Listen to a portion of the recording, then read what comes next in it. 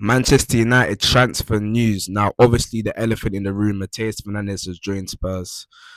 I rate that guy highly, man. That did not go according to the plan at all, but it's what it is, man. Tottenham signed him. They signed Tonali. They're looking serious. They're not going to be taken for a joke no more, so it is what it is. But where Man United's concerned, but £85 million.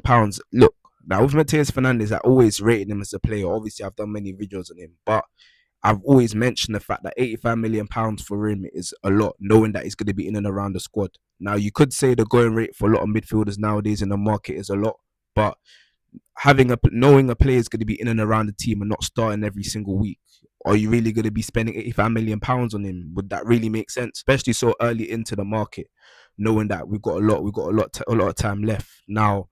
Obviously, with the new week, there's been a lot of transfer links. You know how it is. Reports are just going to be dashing any midfielder and say, "Yo, Man United are interested in this player, this player." Now I'm hearing the match. I'm hearing everyone, but the Tchouaméni and the Alex Scott links are links that have stuck in it. So what I think of them, obviously Tchouaméni, Alex Scott, I rate them highly. Starting with Alex Scott, I think he'll be a good player, similar to Matheus Fernandes. He is going to cost a lot, and obviously, unlike Matheus Fernandes, Bournemouth are not on or open to selling him at all. We've seen that Bournemouth, they want to give him a new contract. They want to make sure he's settled down, which is understandable. He's one of their better players. So us getting him is going to be something that's going to be very ambitious from us. And obviously, he's getting interest from many other clubs, from Arsenal, from Man City. So obviously, there's no confirmation there. But Alex Scott is a great player, man. What I like about Alex Scott the most, I like his ball carrying. That guy can carry the ball. He's very flary going forward. He's got that flair to beat his man, and he's got that little stylish dribble. The way he dribbles past and beats his opponent is very class, in it.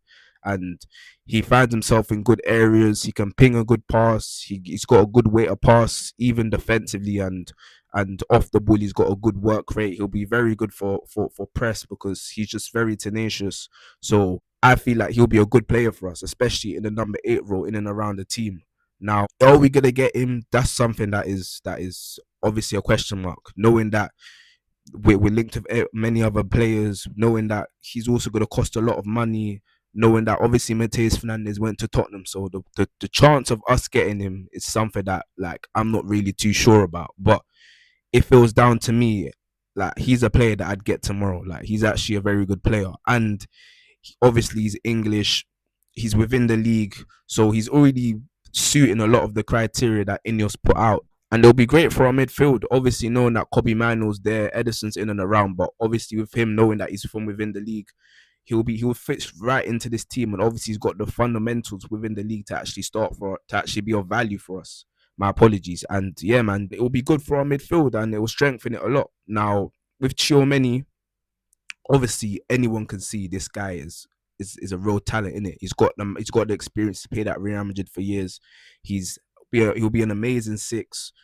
Defensively, he's amazing. He sits in very deep and collects the ball from deep.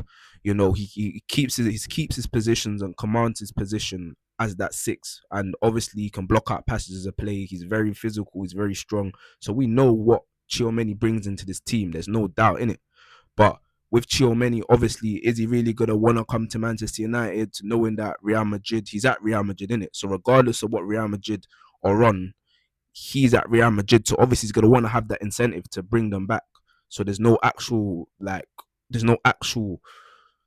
certainty that he's gonna want to come to Manchester United. And obviously, with a lot of the links, some of them are saying that he hasn't yet. He has to chat to. They want, like, he's chatted to Jose Mourinho in more detail after the World Cup. He might sign a new contract. So again, these are all things that are just a very big question mark, and not to the same way, but it reminds me a bit of the De Jong, like a couple of years ago when we were linked with De Jong under Ten Hag, and it was kind of like everyone was chatting and all the reporters are moving, like it was almost a certainty that we were going to get him, but in reality, was it really? Like, these players are at huge clubs, and coming to the Premier League, coming to Man United, there's no confirmation that they're going to want that in it, regardless of what their club is, or regardless of what their club want. So, but obviously there is a possibility, if Real Madrid were to get midfielders, like for example Enzo Fernandez or anything, then obviously there's a possibility that they will end up selling Tchouaméni, and it will all be good for us because obviously it's not a mystery that we want Tchouaméni. So that would be good for us. But obviously, these are all just question marks at the end of the day. But me personally, Tchouaméni, Alex Scott, these are players that I'd love to bring into the team. In it, they'll strengthen our midfield a lot.